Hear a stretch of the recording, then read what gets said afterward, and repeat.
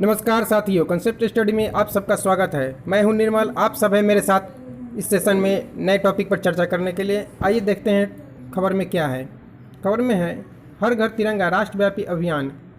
दूसरी खबर है पश्चिम बंगाल में 2 नए IXP का उद्घाटन। आइए दोनों खबरों को विस्तार से देखने से पहले दोस्तों, चैनल पर नए हैं तो चैनल को सब्सक्राइब, लाइक और शेयर करना बिल्कुल ना भूलें, ताकि हम भी मोटिवेट होते रहें और आप लोग के लिए नए नए वीडियो लाते रहें।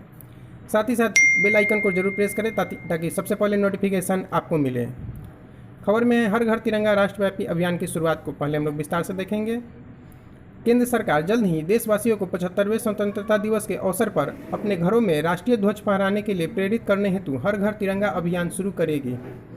आज़ादी का अमृत महोत्सव के तत्वाधान में यह पहल शुरू की गई है, जिसके लिए संस्कृति मंत्रालय नोडल मंत्रालय है।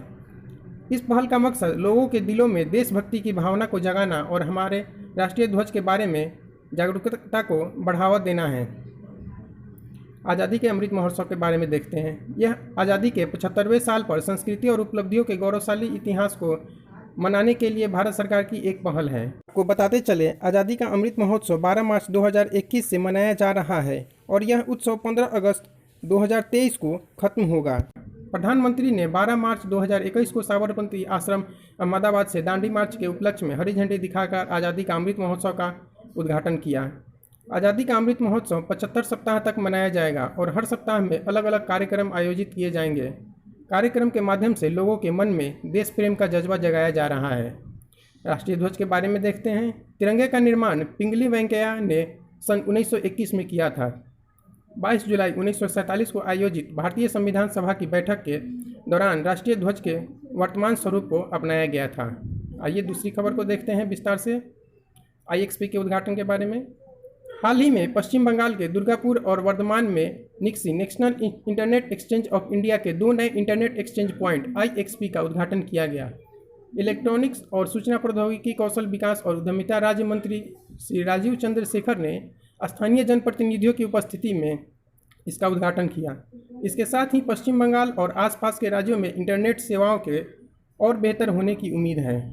इन इंटरनेट एक्सचेंज की स्थापना डिजिटल इंडिया मिशन और इलेक्ट्रॉनिक्स तथा सूचना प्रौद्योगिकी मंत्रालय MeitY के विजन 1000 दिन के तहत की जा रही है। इसका उद्देश्य प्रत्येक भारतीय को खुले, सुरक्षित, भरोसेमंद और जवाबदेह इंटरनेट से जोड़ना है। आइए डिजिटल इंडिया मिशन के बारे में भी देखते चलें। भारत सरकार ने वर्ष 2015 में भारत को डिजिटल रूप से सशक्त समाज और ज्ञान आधारित अर्थव्यवस्था के रूप में परिवर्तित करने के उद्देश्य से डिजिटल इंडिया कार्यक्रम की शुरुआत की थी। यह एक विस्तृत एवं समग्र कार्यक्रम है जिसे सभी राज्य सरकारों ने लागू किया है और इलेक्ट्रॉनिक व सूचना प्रौद्योगिकी विभाग इसका संयोजन करता है। इसके उद्देश्यों के बारे में देखते हैं।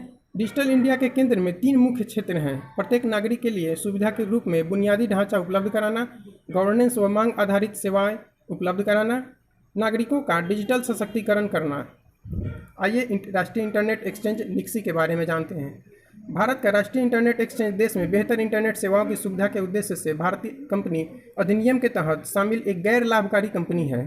इसके प्रमुख कार्य इंटरनेट एक्सचेंज के माध्यम से इंटरनेट सेवा प्रदाताओं, केंद्र डाटाओं और सामग्री वितरण नेटवर्क के बीच इंटरनेट डेटा का आदान प्रदान करना, .in registry, .in country code domain और .भारत IDN डोमेन का पंजीकरण, प्रबंधन और संचालन करना, इंटरनेट नाम और संख्या IRINN के लिए भारतीय रजिस्ट्री इंटरनेट प्रोटोकॉल का प्रबंधन और संचालन करना है।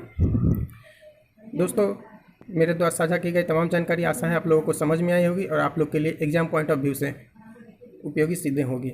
स्वस्थ रहें, मस्त रहें, फ्यूचर के लिए कुछ अच्छा प्रयास करते रहें। Thank you.